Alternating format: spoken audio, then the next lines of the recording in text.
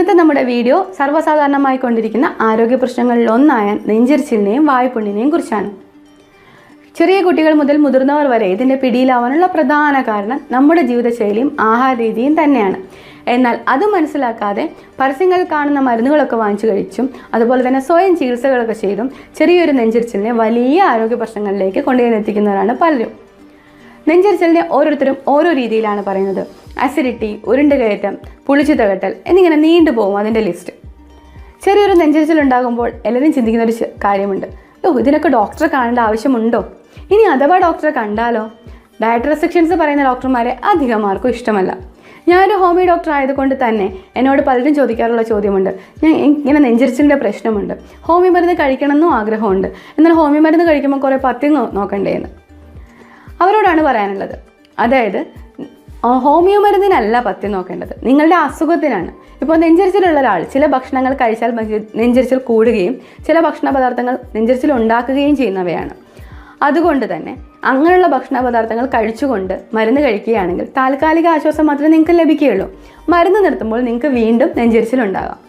അതുകൊണ്ട് ഭക്ഷണം നിയന്ത്രിക്കേണ്ടത് നിങ്ങളുടെ അസുഖത്തിൻ്റെ ഭാഗമായിട്ടാണ്. ഇനി നെഞ്ചരിച്ചിൽ അനുഭവപ്പെടാനുള്ള കാരണം എന്താണെന്ന് നോക്കാം. ആമാശയത്തിൽ ഹൈഡ്രോക്ലോറിക് ആസിഡ് എന്ന് പറയുന്ന ആസിഡ് ദഹനത്തിനായി ഉൽപ്പാദിപ്പിക്കപ്പെടുന്നുണ്ടെന്ന് എല്ലാവർക്കും അറിയാം.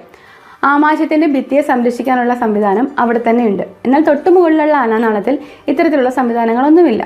നമ്മൾ കഴിക്കുന്ന ഭക്ഷണം അന്നനാളം വഴി ആമാശയത്തിൽ എത്തുന്നത് അന്നനാളത്തിനും ആമാശയത്തിനും ഇടയിലുള്ള ഒരു വാൽവ് വഴിയാണ്.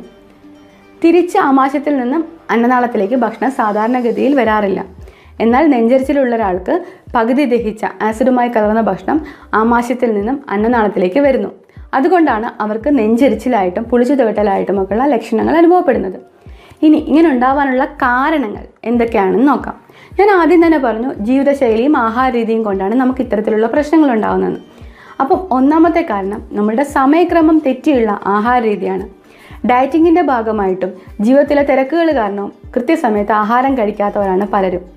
ബ്രേക്ക്ഫാസ്റ്റ് സ്കിപ്പ് ചെയ്യുക, ഉച്ചയ്ക്കത്തെ ഫുഡ് ഒരുപാട് ലേറ്റായിട്ട് കഴിക്കുക, അത്താഴം കിടക്കാൻ നേരത്ത് കഴിച്ചിട്ട് പോയി കിടക്കുക, ഇതൊക്കെയാണ് നമ്മൾ ചെയ്യുന്ന സാധാരണ തെറ്റുകൾ ആഹാരക്രമത്തിൻ്റെ അല്ലെങ്കിൽ സമയക്രമത്തിൻ്റെ കാര്യത്തിൽ.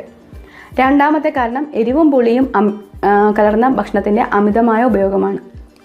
അടുത്ത കാരണം എന്ന് പറയുന്നത് ബേക്കറി ഐറ്റംസിൻ്റെയും ഫാസ്റ്റ് ഫുഡുകളുടെയും അതുപോലെ തന്നെ പ്രോസസ്ഡ് ഫുഡിൻ്റെയും സോഫ്റ്റ് ഡ്രിങ്ക്സുകളുടെയും അമിത ഉപയോഗം.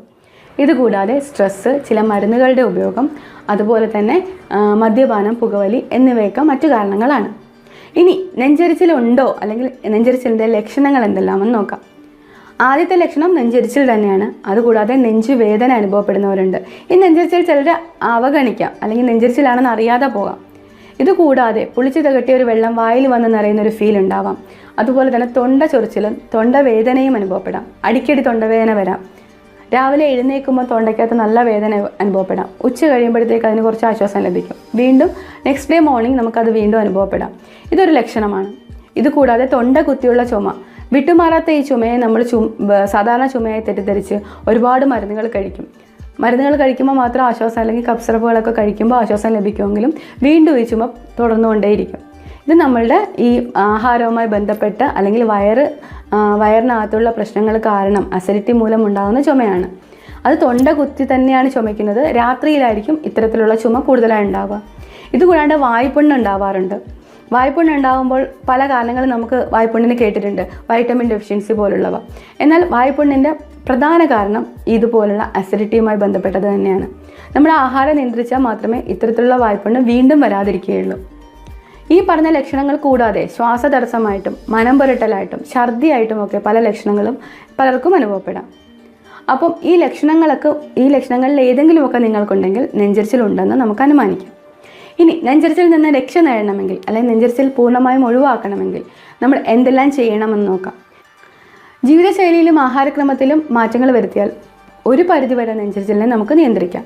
അതിൽ ആദ്യം പറഞ്ഞ കാരണം പോലെ തന്നെ സമയക്രമം തെറ്റിയുള്ള ആഹാര രീതി മാറ്റി സമയത്തിന് ആഹാരം കഴിക്കുക എന്നുള്ളതാണ് പ്രധാനപ്പെട്ട ഒരു മാർഗവും.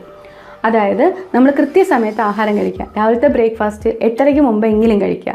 ഉച്ചയ്ക്കത്തെ ലഞ്ചാണെങ്കിലോ 1 മണിക്കും 2 മണിക്കും ഇടയിലെങ്കിലും മിനിമം നമ്മൾ കഴിച്ചിരിക്കണം. അതുപോലെ തന്നെ രാത്രിയിലത്തെ അത്താഴം കിടക്കുന്നതിന് 2.5 മണിക്കൂർ മുമ്പ് കഴിക്കുന്നതാണ് നല്ലത്. എന്ന് കരുതി നമ്മളൊരാൾ 11 മണിക്ക് കിടക്കുന്നു, അതുകൊണ്ട് നമ്മൾ 9 മണിക്ക് ആഹാരം കഴിച്ച് കിടക്കാമെന്ന് വിചാരിക്കരുത്. 8 മണിക്ക് മുമ്പെങ്കിലും അത്താഴം കഴിച്ചിരിക്കണം. രാത്രിയിലത്തെ ആഹാരത്തിനെക്കുറിച്ചും അതുപോലെ തന്നെ ബ്രേക്ക്ഫാസ്റ്റിനെ കുറിച്ചുമുള്ള വിശദമായ വീഡിയോ ഞാൻ ഈ ചാനലിൽ തന്നെ ചെയ്തിട്ടുണ്ട്. അതിൻ്റെ ലിങ്ക് ഞാൻ ഡിസ്ക്രിപ്ഷൻ ബോക്സിൽ കൊടുത്തിട്ടുണ്ട്. കാണാത്തവർ അതുകൂടെ കാണുക. രാത്രിയിൽ ഒഴിവാക്കേണ്ട ഭക്ഷണത്തെക്കുറിച്ചൊക്കെ ആ വീഡിയോയിൽ വിശദമായിട്ട് പറയുന്നുണ്ട്. അപ്പോൾ കൃത്യസമയത്ത് ആഹാരം കഴിക്കുക എന്നുള്ളതാണ് നെഞ്ചരിച്ചിൽ ഒഴിവാക്കാനുള്ള പ്രധാനപ്പെട്ട മാർഗ്ഗം. രണ്ടാമത്തത് എരിവും പുളിയും കുറഞ്ഞ ഭക്ഷണം കഴിക്കുക. അതുപോലെ തന്നെ നമ്മൾ പാക്കറ്റുകളിൽ വാങ്ങുന്ന മുളക് പൊടിയും മല്ലിപ്പൊടികളൊക്കെ ഉപയോഗം കുറച്ചിട്ട് നമ്മൾ വീട്ടിൽ തന്നെ ഇവയൊക്കെ വാങ്ങിച്ച് പൊടിച്ച് ഉപയോഗിക്കാൻ ശ്രമിക്കുക. അങ്ങനെ ചെയ്യാൻ കഴിയുന്നവരെങ്കിലും അത് ചെയ്യാൻ ശ്രമിക്കുക. ഇപ്പം അങ്ങനെ ചെയ്യാൻ പറ്റുന്നവർ പോലും കടയിൽ നിന്നും അല്ലെങ്കിൽ സൂപ്പർ മാർക്കറ്റിൽ നിന്നും പാക്കറ്റുകൾ വാങ്ങിച്ച് ഉപയോഗിക്കാറാണ് പതിവ്. അപ്പം അങ്ങനെയുള്ള ആർട്ടിഫിഷ്യലായിട്ടുള്ള അല്ലെങ്കിൽ പാക്കറ്റിൽ കിട്ടുന്ന പൊടികൾ ഒഴിവാക്കുന്നതാണ് ഇങ്ങനെയുള്ള അസുഖങ്ങൾ ഉണ്ടാവാതിരിക്കാനുള്ളതും ഉണ്ടായവർക്ക് കുറയാനുള്ളതുമായിട്ടുള്ള ഒരു പ്രധാനപ്പെട്ട മാർഗ്ഗം. മൂന്നാമത്തെ കാരണം നമ്മൾ പറഞ്ഞത് പ്രോസസ്ഡ് ഫുഡിൻ്റെയും ഫാസ്റ്റ് ഫുഡിൻ്റെയൊക്കെ അമിത ഉപയോഗം. അതപ്പോൾ സ്വാഭാവികമായിട്ടും അത് കുറയ്ക്കുക. അതുകൂടാണ്ട് ബേക്കറി ഐറ്റംസിൻ്റെ ഉപയോഗം നല്ലപോലെ കുറയ്ക്കുക. ഇപ്പോഴത്തെ കുട്ടികളൊക്കെ ബിസ്ക്കറ്റൊക്കെ ധാരാളം കഴിക്കുന്നവരാണ്. അത് കുറച്ചാൽ തന്നെ പകുതി ആശ്വാസം ലഭിക്കും. ഇത് കൂടാണ്ട് ധാരാളം വെള്ളം കുടിക്കുക. പച്ചക്കറികളും ഇലവർഗ്ഗങ്ങളും നമ്മൾ ആഹാരത്തിൽ ഉൾപ്പെടുത്തുക. പച്ചക്കറികളെന്ന് പറയുമ്പോൾ കിഴങ്ങ് വർഗ്ഗങ്ങളിലേക്ക് പോകരുത്. അതെല്ലാം നെഞ്ചരിച്ചിൽ ഉണ്ടാക്കുന്നവയാണ്. അതുകൊണ്ട് ഇലവർഗ്ഗങ്ങളും മറ്റ് പച്ചക്കറികൾ, അതായത് വെള്ളരി, കുമ്പളം പോലുള്ള പച്ചക്കറികളും നമ്മുടെ ആഹാരത്തിൽ ഉൾപ്പെടുത്തുക. ഇതൊന്നും പച്ചയ്ക്ക് കഴിക്കണമെന്നല്ല, വേവിച്ച് ഉപ്പേരിയാക്കിയോ തോരൻ വെച്ചിട്ടോ ഒക്കെ കഴിക്കാവുന്നതാണ്. ഇത് കൂടാതെ പച്ചക്കറികളുടെ കാര്യം പറഞ്ഞതുപോലെ തന്നെ പുളി കുറഞ്ഞ മോര്, തൈര് എന്നിവ ഉപയോഗിക്കുന്നത് നെഞ്ചരിച്ചിൽ കുറയ്ക്കാൻ സഹായിക്കും. എന്നാൽ പുളിച്ചതാണെങ്കിൽ നേരെ ഓപ്പോസിറ്റ് എഫക്റ്റും ആയിരിക്കും ലഭിക്കുക.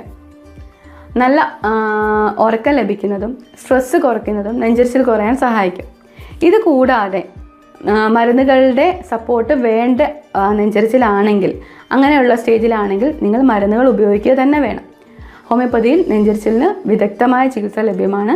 നിങ്ങളുടെ അടുത്തുള്ള ഒരു ഹോമിയോ ഡോക്ടറായിട്ട് പോയി കണ്ട് നിങ്ങളുടെ ലക്ഷണങ്ങളൊക്കെ പറഞ്ഞ് മരുന്നുകൾ വാങ്ങിച്ച് കൃത്യമായ രീതിയിൽ കഴിക്കുക. നിങ്ങൾക്ക് ഇതിനെക്കുറിച്ച് എന്തെങ്കിലും സംശയങ്ങളുണ്ടെങ്കിൽ നിങ്ങൾക്ക് കമൻറ്റായിട്ട് ചോദിക്കാവുന്നതാണ്. ഞാൻ റിപ്ലൈ തരുന്നതായിരിക്കും.